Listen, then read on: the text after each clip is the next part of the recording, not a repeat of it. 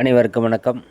இன்று நாம் பார்க்க இருக்கிற பகுதி இயல் 7 10ஆம் வகுப்பில் இயல் 7ல் பயிற்சி வினாக்களை தான் இப்போ பார்க்க போகிறோம். ஏற்கனவே இயல் 6 வரையும் பார்த்துருந்தோம்.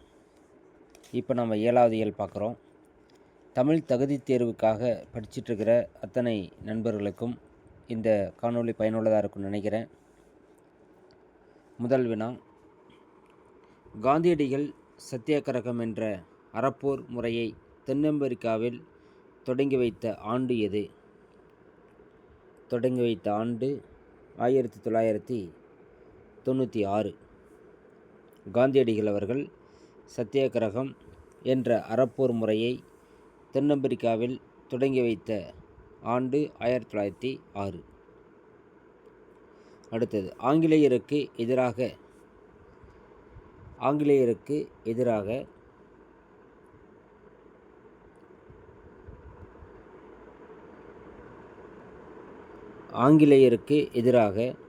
சுதேசி கப்பல் நிறுவனத்தை தொடங்கியவர் யார்?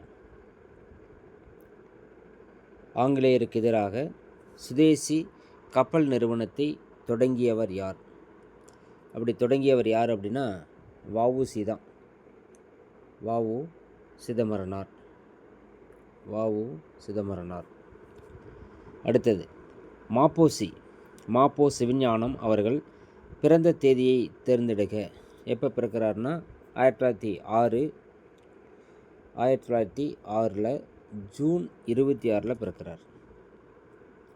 அடுத்து, ஞானப்பிரகாசம் என்னும் இயற்பெயர் கொண்டவர் யார்? ஞானப்பிரகாசம் என்ற இயற்பெயர் கொண்டவர் மாப்போ சிவஞானம்.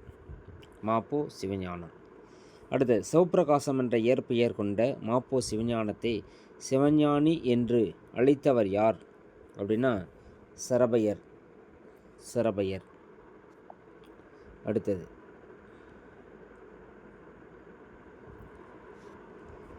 மாப்போசியின் பள்ளி வாழ்க்கை முடிவுற்ற வகுப்பு எது? 3ஆம் வகுப்பு. சரியான கூற்றை கண்டறிக.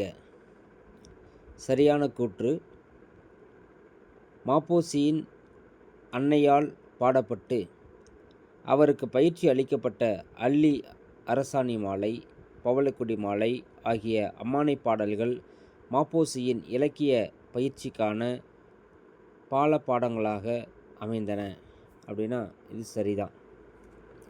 அடுத்தது, மாப்போசியின் கேள்வி ஞானத்தை பெருக்கிய பெருமை திருப்பாதிரி புலியூர் ஞானியாரடிகளுக்கே உரியதாகும். கூற்று 1 மற்றும் 2 சரி. இதை விடை. அடுத்தது, தான் வாழ்நாளில் எதனுடன் கடும்போர் நடத்தியதாக மாப்போசி குறிப்பிடுகிறார்? அறியாமையோடு தான் அவர் போராட்டம் நடத்தியிருக்கிறாராம். அடுத்தது, ஒருவர் அறிவு விளக்கம் பெறுவதற்கான வழிகளாக மாப்போசி குறிப்பிடுவது? கல்வியும் கேள்வியும். அறிவு விளக்கம் பெறுவதற்கான வழிகளாக மாப்போசி அவர்கள் கேள்வியை தான் சொல்கிறார். அடுத்த, மாப்போசி அவருடைய வாழ்நாளில் சேர்த்து வைத்துள்ள சொத்துக்களாக குறிப்பிடுவது எது? அவருடைய சொத்துக்களாக நூல்களை தான் சொல்கிறார். நூல்கள். அடுத்தது, சரியான கூற்று 1, காந்தி இர்வின் ஒப்பந்தம் 1911. கூற்று 1 பார்த்தீங்கன்னாக்க தவறு. காந்தி இர்வின் ஒப்பந்தம் மீறப்பட்டதனால் பேராய கட்சி போராட்டங்களை நடத்தியது. கூற்று 1 தவறு. கூற்று 2 சரி. இதான் அதுக்கான விடை. அடுத்தது, 30/9/1932 எதற்காக மாப்போசி சிறையில் அடைக்கப்பட்டார் அப்படின்னா தமிழா துள்ளி எழு என்னும் தலைப்புடைய துண்டு அறிக்கையை மக்களிடையே வழங்கியதற்காக அவர் சிறையில் அடைக்கப்பட்டார். அடுத்தது, வெள்ளையனே வெளியேறு தீர்மானம் நிறைவேற்றப்பட்ட இடம் எது? இடம் பம்பாய். வெள்ளையனே வெளியேறு என்ற தீர்மானம் நிறைவேற்றப்பட்ட இடம் பம்பாய். வெள்ளையனே வெளியேறு எனும் தீர்மானம் நிறைவேற்றப்பட்ட நாள் 1942 ஆகஸ்ட் 8. 1942 ஆகஸ்ட் 8. அடுத்து ஆகஸ்ட் 8. அடுத்து வெளியேறு இயக்க போராட்ட காலத்தில் மாப்போசி சிறையிலிடப்பட்ட இடங்கள் எங்கெங்கெல்லாம் அப்படின்னா வேலூர், அமராவதி. மாப்போசி துவக்கிய இயக்கம் தமிழரசு இயக்கம். மாப்போசி தமிழக எல்லைக்காக முதலில் போராட்டம் தொடங்கிய பகுதி எது? போராட்டம் தொடங்கிய பகுதி அப்படின்னா தெற்கெல்லை போராட்டம். சித்தூர் மாவட்டம் முழுவதையும் எந்த ஆணையம் ஆந்திரா மாநிலத்துடன் இணைத்தது? எந்த ஆணையம் அப்படின்னா KM பணிக்கர் ஆணையம். தமிழகத்தின் வடக்கெல்லை போராட்டத்திற்கு வருகை தருமாறு மாப்போசியை அழைத்தவர் யாருன்னாக்க மங்களங்கிழார். அடுத்தது 20 தவறான கூற்றை கண்டறிக. என்ன தவறாக இருக்குது? இப்போ ஆந்திர தலைவர்கள் சித்தூர் மாவட்டம் முழுவதையும் ஆந்திரா மாநிலத்தோடு இணைக்க விரும்புகிறார்கள். இது சரி, ஒன்று சரி.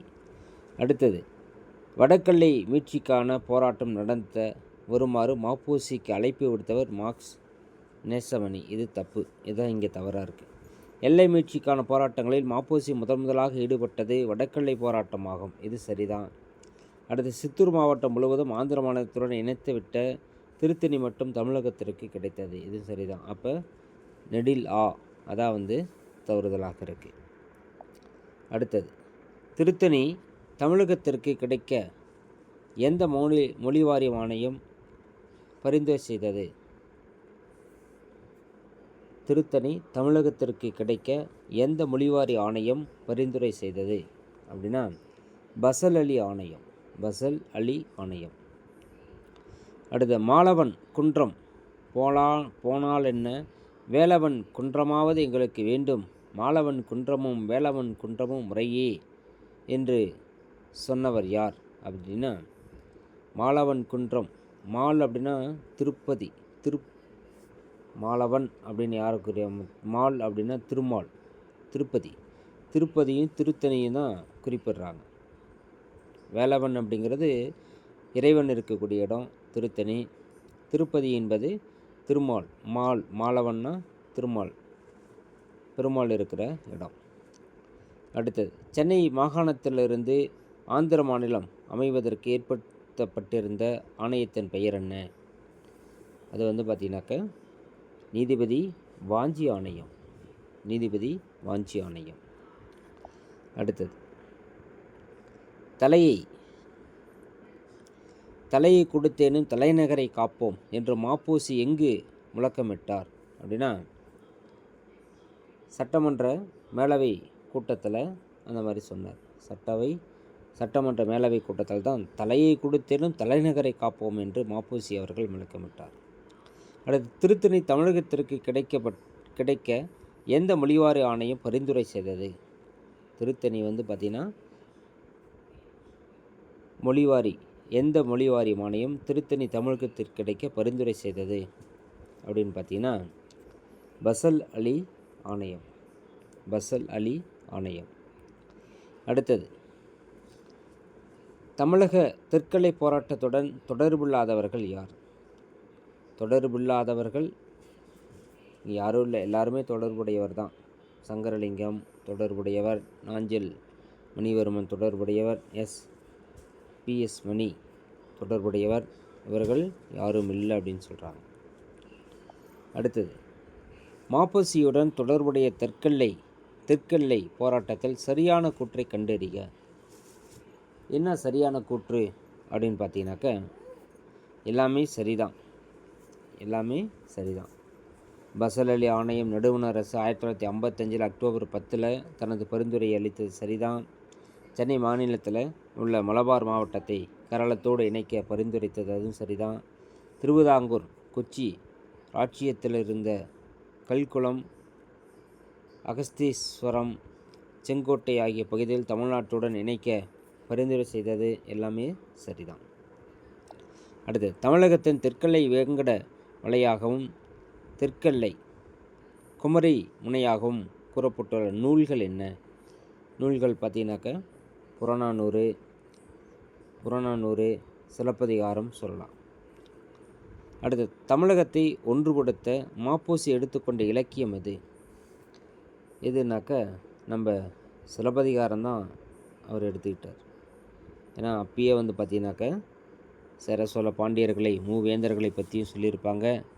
அந்த 3 மதுரை காண்டம், புகார் காண்டம், வஞ்சி காண்டம் 3 அரசுகளை பற்றி குறிப்பிட்டிருப்பாங்க. அடுத்தது, தமிழக தெற்கலை போராட்டத்தின் போது குமரி மாவட்ட போராட்டத்தை முன்னெடுத்து சென்றவர் யார் அப்படின்னாக்க நம்ம மார்ஷல் நேசமணி அவர்கள். அடுத்து, கன்னியாகுமரி மாவட்டம் தமிழ்நாட்டுடன் இணைந்து தமிழகத்தின் தெற்கெல்லையாக மாறியது எப்போது அப்படின்னு பார்க்கும் பொழுது 1956 நவம்பர் 1 சொல்லலாம். 56 நவம்பர் 1 சொல்லலாம். அடுத்தது,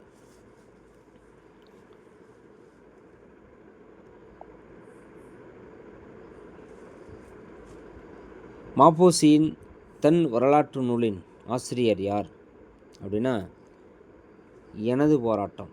மாப்போசியின் தன் வரலாற்று நூலின் பெயர் எனது போராட்டம். அடுத்து, சிலம்புச்செல்வர் அப்படின்னாவே மாப்போசி தான். இதுவரை பார்த்தீங்கன்னா கிட்டத்தட்ட 33 வினாக்கள் இந்த 7வது இயலில் இருக்கிற இந்த ஒரே ஒரு உரைநடையில் மட்டும். அடுத்தடுத்த காணொளிகளில் மீதி இருக்கிற பகுதியில் ஒன்று ஒன்றா பார்க்கலாம். நன்றி, வணக்கம்.